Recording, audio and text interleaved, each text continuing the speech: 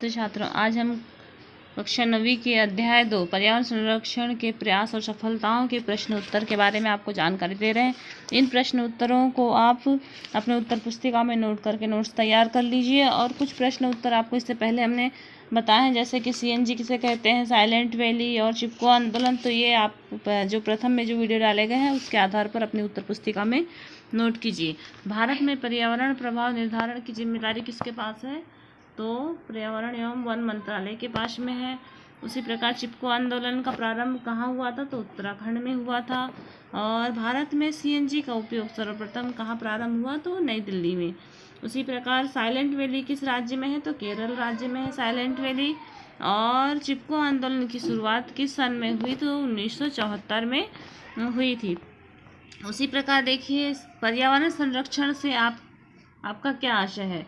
तो पर्यावरण संरक्षण से आशय पर्यावरण प्रदूषण को रोकने और संसाधन को नष्ट होने से बचाने के लिए आयोजित प्रबंध को पर्यावरण संरक्षण कहा जाता है। पर्यावरण प्रभाव निर्धारण से क्या आशय है? तो पर्यावरणीय गुणवत्ता को बनाए रखने हेतु प्रयुक्त की जाने वाली तकनीकी को पर्यावरण प्रभाव निर्धारण कहा जाता है। और पर्यावरण प्रभाव का निर्धारण किस मंत्रालय के अधीन रखा गया है? तो पर्यावरण और वन मंत्रालय के अधीन रखा गया है। उसी प्रकार जैविक खेती से आप क्या समझते हैं? तो जैविक खेती में कृत्रिम रासायनिक खाद का प्रयोग नहीं किया जाता, वरन जैविक खाद जैसे कि गोबर की खाद, पेड़ पौधे और पत्तियों की सड़ी हुई खाद का उपयोग किया जाता है।